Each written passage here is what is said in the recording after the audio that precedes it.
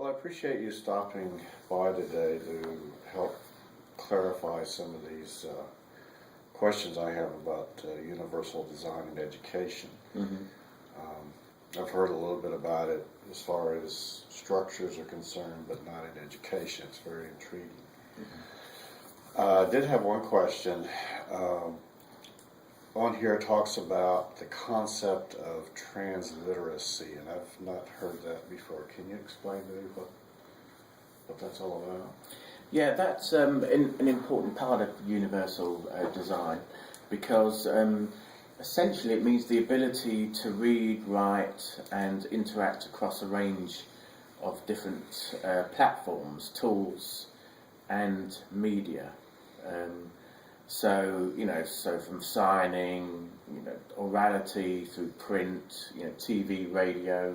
So it's sort of a way of communicating across different types of media and methods, because we want people to be able to do that, because if someone has a format that is not accessible to someone else, then they need to be able to literally transliterate, be able to sort of get that point across in a different format, so that it becomes accessible for that person who may have a particular disability, and so that they're unable to understand it in another format.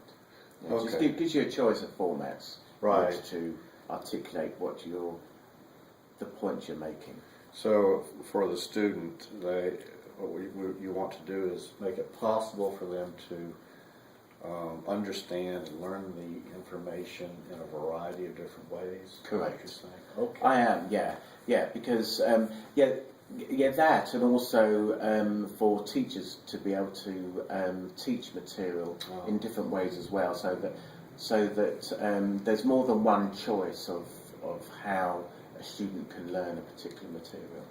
Excellent. That's very interesting. I also ran across a phrase under the 7 principles of universal design that I had a question about. It's called tolerance for error. And the one concern I had there is that we're talking about simply allowing people to, maybe get the incorrect answer more often than perhaps they should. Lowering the bar is what I'm concerned about. Sure. No, that's absolutely not the case.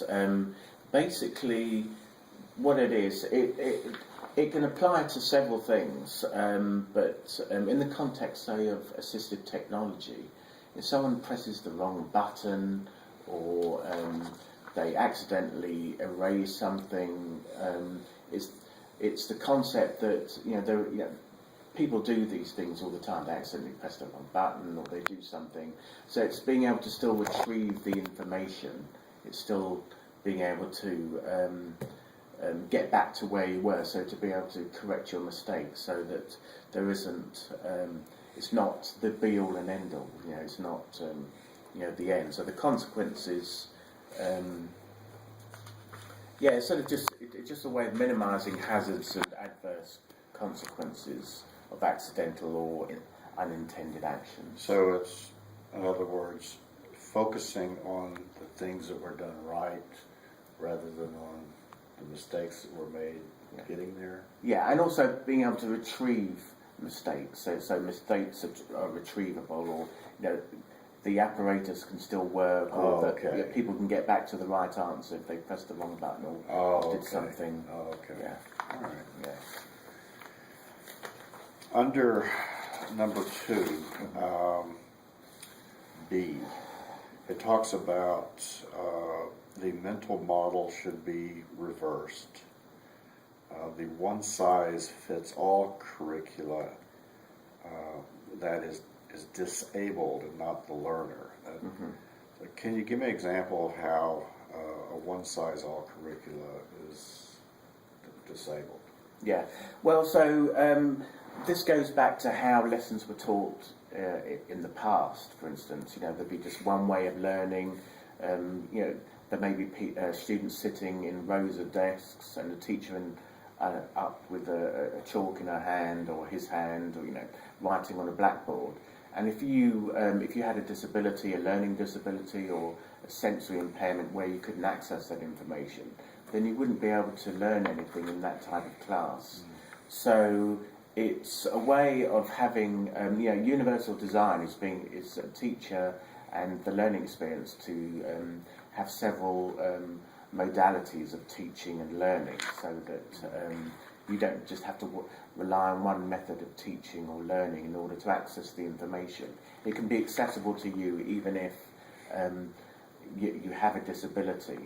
So, for instance, computers are very common these days, and students may have accessibility features on their computers to make it, to make the material accessible to them. Right. For instance, bigger fonts or text-to-speech software. They're still using computers, but they've got accessibility features built in. So that's an example of universal design. Can teach methods. So it would be very closely related to this concept of transliteracy then? Correct, yes, that's right. Okay. Yeah. Another way of looking at it. Yes, yeah.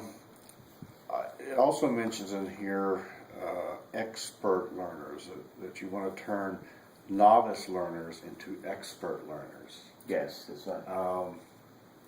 Tell me what an expert learner is. My understanding of it is that being a novice learner, an expert learner is somebody who has learnt how to learn.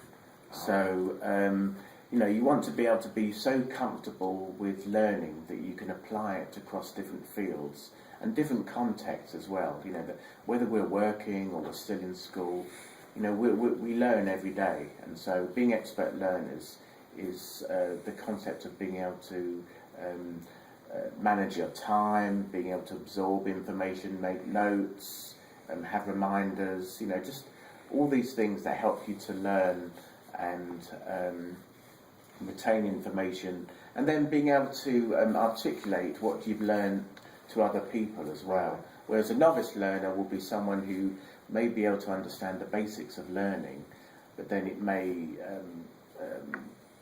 be forgotten about, or the way they learn can be disorganized, and won't be sort of information that they can retain or pass on to others very easily. Very good. I like that, learning how to learn. Yeah. That you're not just attempting to impart information or concepts, but you're actually helping the students how to learn and understand these things. Yeah. So it's a parallel track there. Correct. Yeah. And I think that's very important, particularly for people with disabilities who may have attention deficit disorder, other types of disabilities, which makes retaining and absorbing information difficult. That if you've learned various techniques, then you can absorb that information and also pass it on to others, and it sort of it encompasses the principles of self-regulated learning as well, where you learn to self-discipline, reflection, and all these things that will help you learn from mistakes that you've made through the learning process. Tolerance for error. Exactly. Okay. Yeah. So these are things that perhaps a person without a learning disability may take for granted. Yeah. And there might be some individuals who actually need to be taught the way to go about retaining this information. Correct, and also it is a concept actually that's good, that if you have a disability or not, so it's all part of that universal design concept. These are principles that are good for people without disabilities. Benefits everybody. But if you have a disability, it can be even more useful, because you're sort of being creative about how to get around your disability in terms of learning.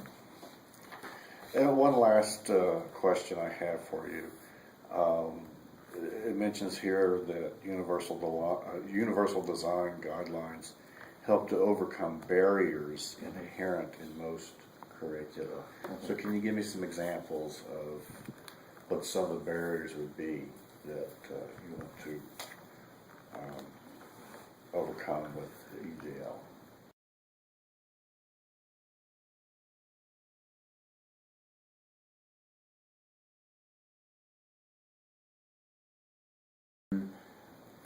having different modalities of teaching available, for instance, whether it's visual, auditory, use of the computer, without the computer. There's different methods of teaching, so that there's more than one way that a student can learn, and if a teacher is able to make those learning strategies available, then students with disabilities will be able to learn more effectively and be able to participate the same as everybody else.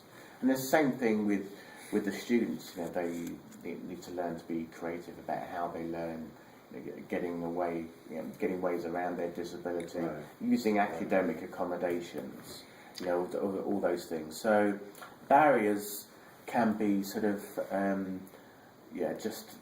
sort of a fixed way of learning, whereas we want to have sort of flexible Okay. learning and flexible teaching. Okay.